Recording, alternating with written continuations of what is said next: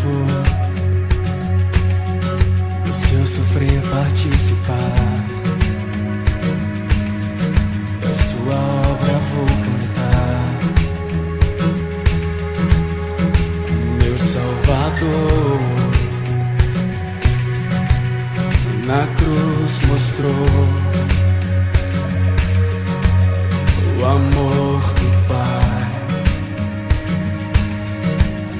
o justo Deus.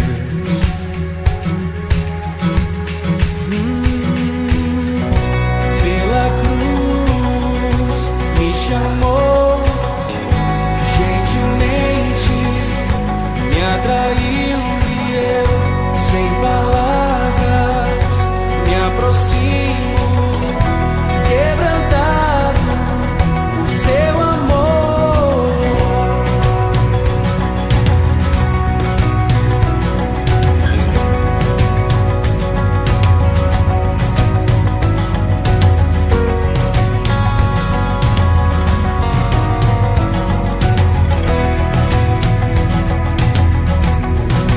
Merecida vida, de graça recebi, por sua cruz, da morte me livrou, trouxe minha vida. Eu estava condenado, mas agora pela cruz, aleluia, eu fui reconciliado.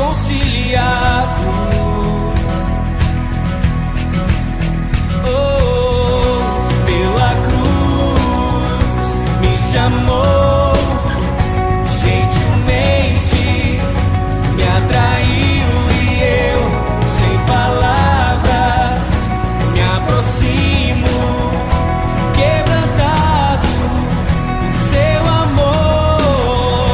Pela cruz me chamou, gentilmente me atraiu e eu, sem palavras, me aproximo, quebrantado por seu amor. Impressionante é o seu amor,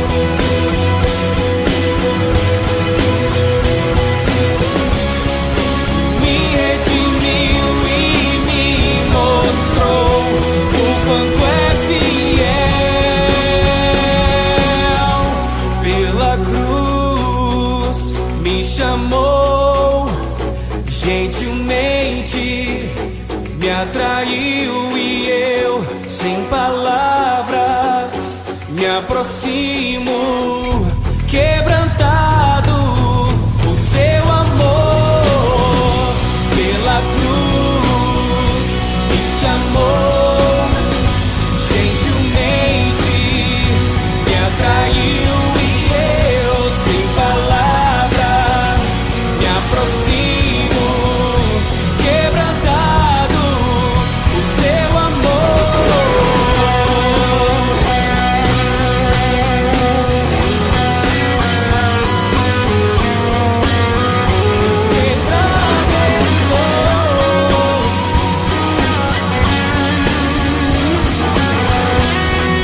Quebrado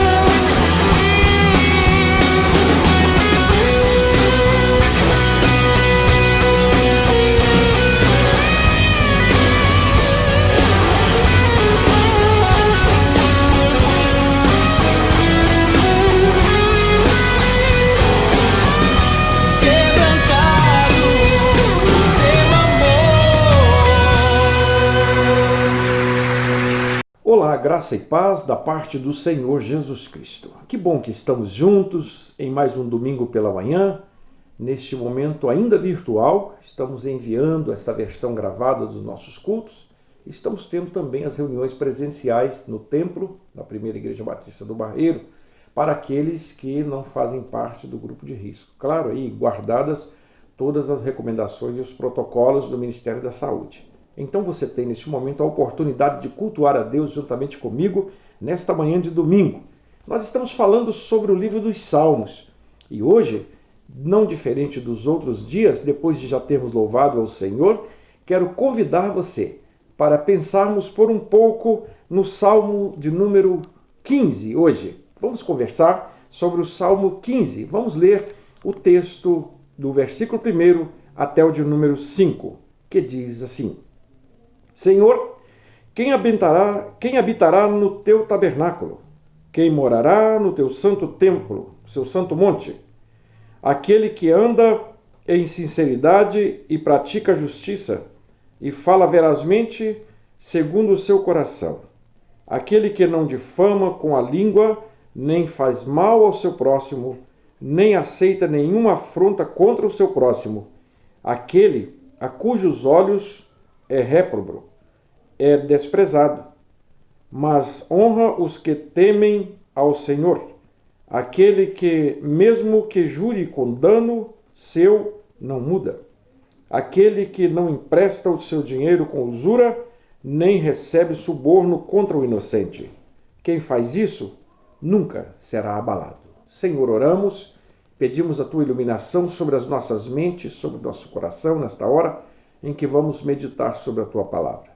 Que o Senhor esteja neste momento confortando vidas e corações, porque estamos em culto de louvor e adoração ao Senhor. Receba como um cheiro suave neste momento, pois oramos no nome de Jesus. Amém. Hoje eu quero conversar com você, dentro do Salmo de número 15, sobre o perfil do verdadeiro cidadão dos céus. Este texto do Salmo 115, nós encontramos aí preciosas lições sobre o perfil do verdadeiro cidadão dos céus. O crente, vale lembrar, que tem dupla cidadania. Nós somos cidadãos da terra e somos também cidadãos dos céus, como diz a Bíblia. E para ser cidadão na terra, é necessário desenvolver os direitos e os deveres civis. Sabemos disso. Como cidadãos que somos, nós temos direitos e temos deveres, temos algumas obrigações, as quais precisamos de estar enquadrado dentro dela.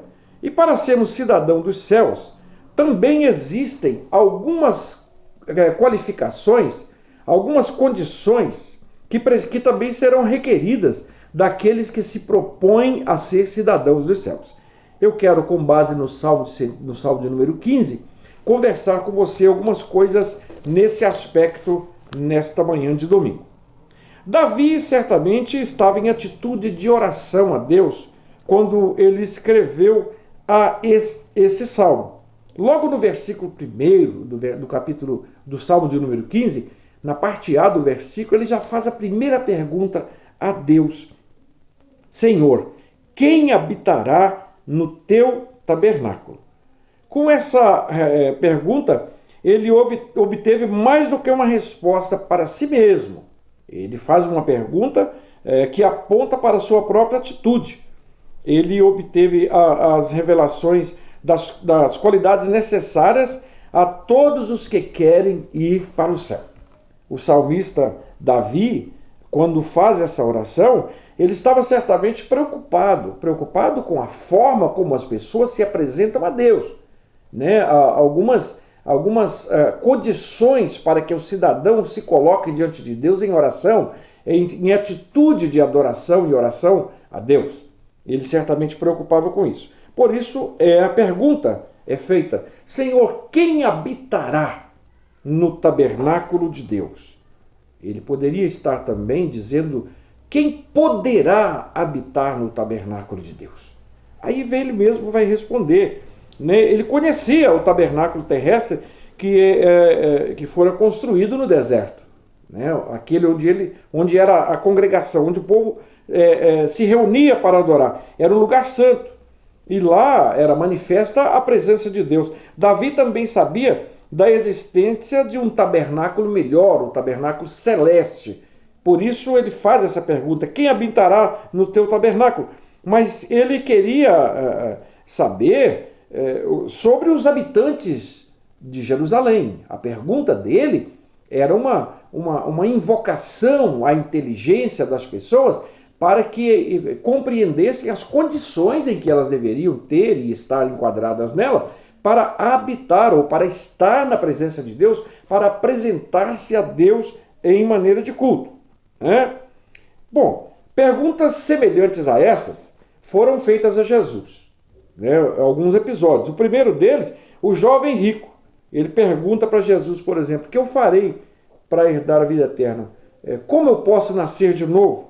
Lucas 18, o carcereiro lá em Filipos também, quando Paulo e Silas, na prisão, cantam louvores a Deus e acontece todo aquele milagre da libertação lá em Atos 16, o carcereiro faz uma pergunta a eles também: senhores, o que eu devo fazer para herdar a vida eterna? O que eu preciso fazer para também fazer parte desse reino, para entrar no tabernáculo de Deus, para fazer parte? Há um livro chamado Livros Poéticos, de um escritor inglês, o Matthews Henry. Na página número 54, ele compara a igreja militante ao tabernáculo do deserto, pois era um lugar de reunião que estava sempre em movimento. A igreja não é o templo, a igreja são pessoas. Então a igreja é um grupo de santos que estão sempre em movimento. O tabernáculo é semelhante ao tabernáculo lá do Velho Testamento, em que era uma tenda armada em pontos estratégicos do deserto, pontos em que eles iam se deslocando, eles armavam, desarmavam. Portanto, o tabernáculo era móvel. As pessoas que lá entravam para adorar também eram móveis, eles não paravam. Aí nós vamos entender que a igreja militante é uma igreja que se desloca, é uma igreja que deve estar onde o povo está. Olhe bem que coisa interessante aqui. A segunda, e aí vem a outra pergunta, ele diz: quem morará no seu santo monte? Em Israel havia muitas cidades e aldeias, no estado de Israel, composto de várias cidades e aldeias, até hoje. No tempo de Neemias, só 10% dos habitantes tiveram o privilégio de morar em Jerusalém. E eram consideradas pessoas abençoadas aquelas que podiam morar em Jerusalém, na capital, aquelas que podiam morar na cidade maior. E mais, sobretudo, nós vamos ver que quando ele fala quem habitará no teu santo monte, o privilégio das pessoas em Jerusalém era poder morar no chamado Monte Sião. O salmista vai dizer sobre o Monte de Sião, porque ali o Senhor ordena a bênção. Morar no Monte Sião era um privilégio, era um lugar nobre da cidade. E só 10% dos habitantes tiveram o privilégio de morar em Jerusalém, e muito menos no chamado Monte Sião. Eram pessoas abençoadas que podiam morar nesse lugar. Lá no livro de Neemias, no capítulo 12, capítulo 11, você vai encontrar esta inscrição lá. Para Henry, o Monte Sião é uma figura da igreja triunfante. Jamais será abalada. Os crentes fiéis estão sempre na Nova Jerusalém. Lá em Apocalipse 21, você vai ver que a restauração das pessoas é considerada uma cidade nova.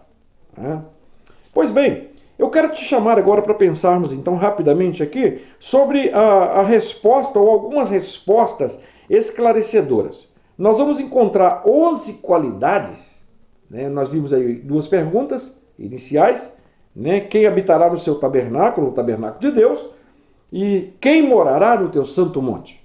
E eu quero falar com você sobre a resposta que esclarece muito bem essas duas indagações, essas duas perguntas, mas eu quero dividir isso em dois blocos. São 11 qualidades que indicam o perfil do verdadeiro cidadão dos céus. Quem pode habitar no tabernáculo de Deus?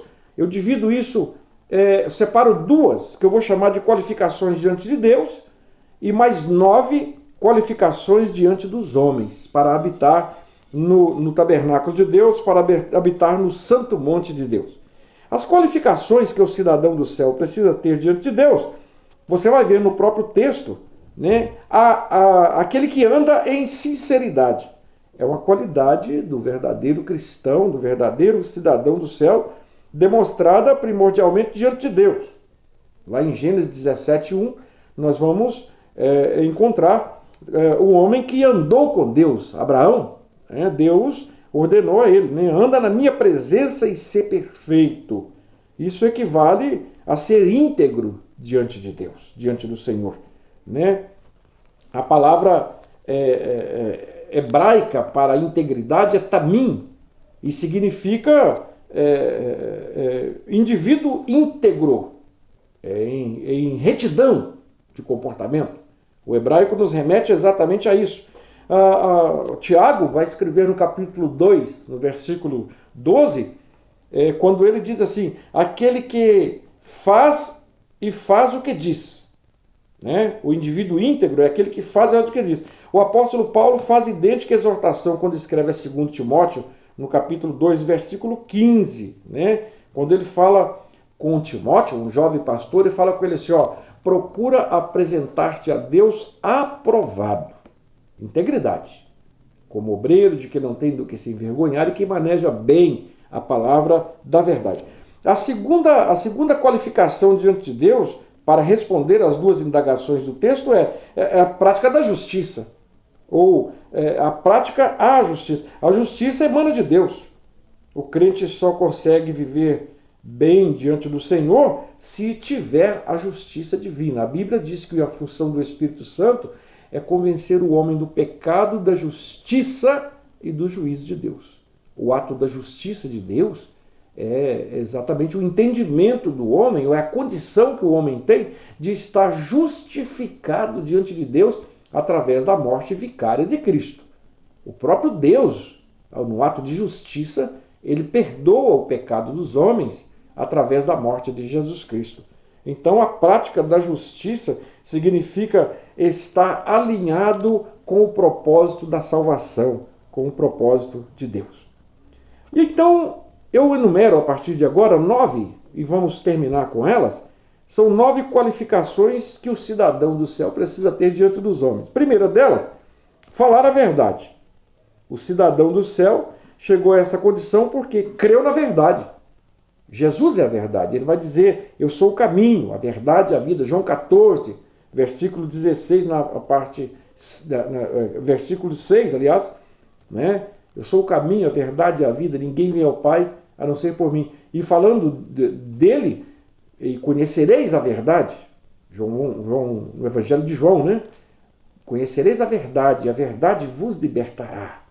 É nesse sentido que a Bíblia diz, não em outros sentidos, como muita gente usa esse texto para justificar uma porção de outras coisas. Mas aqui o texto está querendo dizer e apontando para Cristo. E conhecereis a verdade, e a verdade vos libertará. Jesus é a verdade. Não a verdade dos homens, mas Jesus como a própria verdade. Em segundo lugar, ou a segunda qualificação diante dos homens, é não difamar o próximo. Ele vai dizer isso, o salmista, o Davi, no Salmo número 15, versículo 3 da parte A. O difamare, do latim, que é o termo original, significa tirar a boa fama, ou tirar o crédito, né? Falar mal de alguém, isso é crime. É previsto como crime, né?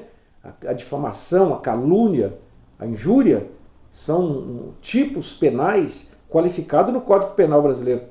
São crimes tipificados lá no Código Penal brasileiro.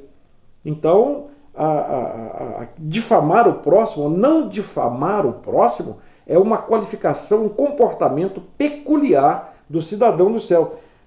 No versículo 3 da parte B, ele vai falar da terceira qualificação diante dos homens, que é: não faz mal ao seu próximo.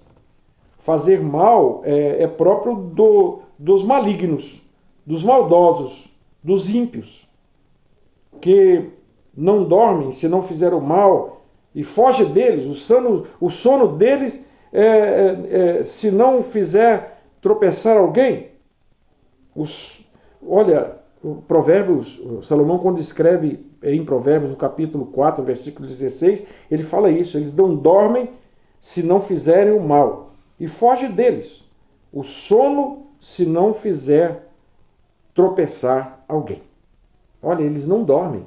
A pessoa do mal, enquanto ele não consegue ferir alguém, fazer mal para alguém, ele não dorme, porque esse é o seu propósito. O cidadão dos céus demonstra em todos os aspectos da sua vida cultivar o fruto do Espírito, benignidade, sobretudo, que é a qualidade daquele que só faz o bem. Jesus, num certo momento, quando ele fala disso, ele diz assim: amai aos vossos inimigos, orai por aqueles que vos perseguem. Quando ele fala dos desafios de ser cristão, ele vai dizer: se alguém te obrigar a ir com ele 1 milha, vá com ele 2. Se bater na sua face, vira o outro lado da face. E assim vai. São qualidades daquele que não faz mal ao próximo. Pois bem, a quarta qualificação diante dos homens, então, para ser o cidadão dos céus, não aceita afronta contra o seu próximo. Olha aí, no versículo 3, na parte C, na terceira parte do versículo 3 do Salmo 15, você vai ver isso. Afronta, dizer ofensa, ultraje, humilhação, de modo agressivo de uma pessoa contra outra. Isso é inaceitável. O cidadão do céu, o cidadão, além dele não fazer isso, ele não aceita que também ninguém o faça. Aceitar uma afronta contra o próximo, o espírito do fuxico, né? Não pode existir no meio do povo de Deus. O tal do disse-me-disse, né? Um instrumento utilizado pelo diabo para semear intriga e discórdia entre os irmãos. É uma prática extremamente diabólica. Então, o cidadão dos céus, ele não aceita afronta contra o seu próximo. E, em quinto lugar, ou a quinta qualificação diante dos homens para ser o cidadão dos céus, ele despreza o réprobo. Parte A do versículo 4 é sinônimo de reprovado. Réprobo é uma pessoa reprovada. Ele despreza isso. Olhe bem, o cidadão do céu não pode aprovar por ação ou omissão o comportamento dos ímpios. Nós vamos ver lá no Salmo 1, o salmista recomenda lá: bem-aventurado o varão que não anda segundo o conselho dos ímpios. O conselho dos ímpios é exatamente o conselho dos réprobos, daqueles que são reprovados. Atitudes inconvenientes, incompatíveis com a fé. Neemias, ouvindo o falso convite de Sambalate, Tobias e Gesem, logo os desprezou. Você vai ver no livro de Neemias, capítulo 6, versículos 2 e 3, né? Está escrito lá: estou fazendo uma grande obra, de modo que não poderei descer. Ele não se importou com aqueles que maquinavam mal, ele não se uniu a eles. O mais importante para ele era reconstruir o muro, era fazer a obra de Deus. Nós aprendemos as lições com Neemias, né, que é mais importante fazer a obra de Deus e nós não podemos ficar dando ouvido a coisas de impiedade, coisas que são reprováveis, são pequenas demais. E fazer as coisas de Deus é muito mais importante. É disso que Neemias fala. Ele estava em cima do muro, nas obras, e alguém o convidou, né, fez o convite, Sambalate, Tobias e Gesem, convidou a ele para poder tecer comentários, falar mais de alguém. Ele: não, eu estou fazendo uma obra muito importante, eu estou fazendo uma grande obra, de maneira que eu não vou descer aí para conversar com vocês. Ele desprezou-os. É isso. E agora, então, eu falo com vocês sobre mais uma dessas qualificações. Honra aos que temem a Deus. Versículo 4, na parte B do Salmo 15, está aí. Os que temem a Deus, de modo geral, estão entre os considerados como lixo, escória de todos, né? Escória social. Paulo escreve isso aos Coríntios, capítulo 4. 1 Coríntios 4, 23. Paulo vai dizer sobre esta desonra para o mundo, mas a honra para Deus. Só quem está em condições de honrar aos que temem a Deus são os verdadeiros cidadãos dos céus. Os pais crentes devem amar e honrar os seus filhos. Esse deve honrar os seus pais, o esposo honrar as esposas e vice-versa. Os fiéis devem honrar os pastores e estes aos fiéis. É o respeito, é a consideração, é a valorização do alheio. É muito importante honrar todo aquele que teme a Deus. Ele deve ser tratado com honra. Se você conhece alguém que é temente a Deus, seja onde for, onde estiver, na sua família, na sua casa, na igreja, o seu colega de trabalho, seja quem for, honra essa pessoa, porque ele é um cidadão do céu, ele é um representante do Deus vivo. E, por fim, estamos chegando lá nas 11 qualificações. Cumpre os seus compromissos. Versículo 4, na parte C, o texto do Salmo diz: aquele que, mesmo que jure com dano seu, não muda. No Antigo Testamento, pessoas faziam juramentos diante de contratos e acordos. No Novo Testamento, nós vemos que Jesus ensinou a não jurar pelo céu nem pela terra. Ele exorta os seus seguidores a serem íntegros no cumprimento da palavra, dizendo: seja, porém, o vosso falar sim, sim, não, não, porque o que passa disso é procedência maligna.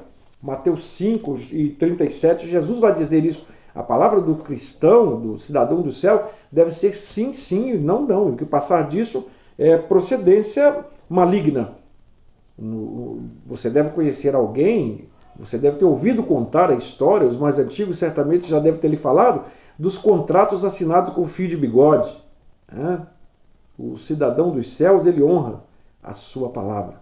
Ele não defrauda ninguém, ele não dá prejuízo a ninguém, ele cumpre os seus compromissos pontualmente, ele honra o nome ou ao Deus que ele representa. E penúltima qualificação: não empresta o seu dinheiro com usura. Versículo 5 do Salmo 15, na parte A. Ele vai dizer: olha, pedir dinheiro emprestado não é coisa boa. Me desculpe aqui a minha reflexão, mas não sou eu que estou falando. Se você ler o livro de Provérbios, no capítulo 22, versículo 7, você vai ver que lá Salomão recomenda a não fazer isso. Às vezes, porém, que a circunstância obriga o crente a fazê-lo, se tiver condições de ajudar alguém concedendo um empréstimo, deve fazê-lo de modo que um cristão e compassivo. Deve fazer com o espírito cristão. O Salmo 37, versículo 26, vai dizer isso. Sem explorar o próximo, nem de cobrar a usura. É isso que a Bíblia diz. E por último, a nona qualificação, não aceita suborno. Versículo 5 do Salmo 15, na parte B. Assim está escrito lá. Suborno é algo que é corrupção, Subornar é dar dinheiro para conseguir alguma coisa que vá de encontro à moral e aos princípios cristãos. O cidadão do céu jamais aceita tal prática, seja contra o culpado e muito menos contra o inocente. No Antigo Testamento, o suborno era condenado com rigor. Livro de Isaías, capítulo 1, versículo 23, em diante você vai ver isso. Lá no capítulo 5 de Isaías também tem uma fala do profeta sobre o suborno, versículo 23. Se você examinar Ezequiel 22, 12 também, o profeta tem uma palavra sobre a prática do suborno naqueles tempos, No mundo sem Deus, ou das pessoas que não temem a Deus, a prática do suborno é quase que uma regra. Mas para o cidadão dos céus, nós precisamos de condenar essa prática. No Brasil, infelizmente, a cultura da corrupção e a cultura do suborno, infelizmente, é algo que está impregnado no meio social.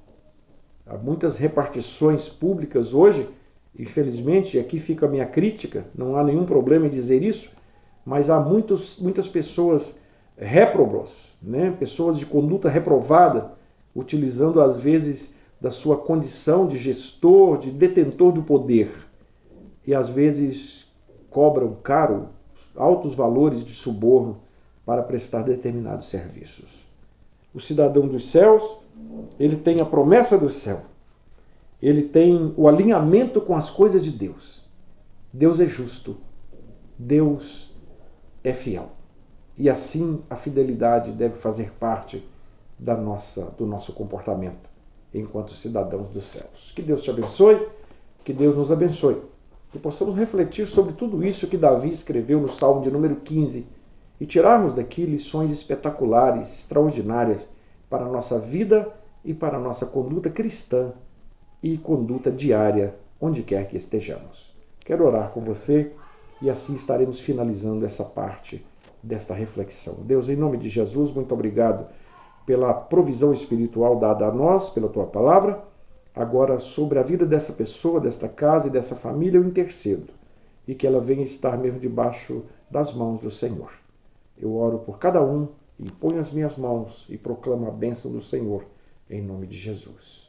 Que o Senhor te abençoe e te guarde. Que o Senhor faça resplandecer o seu rosto sobre ti e tenha misericórdia de ti. Que o Senhor sobre ti levante o seu rosto e te dê a paz.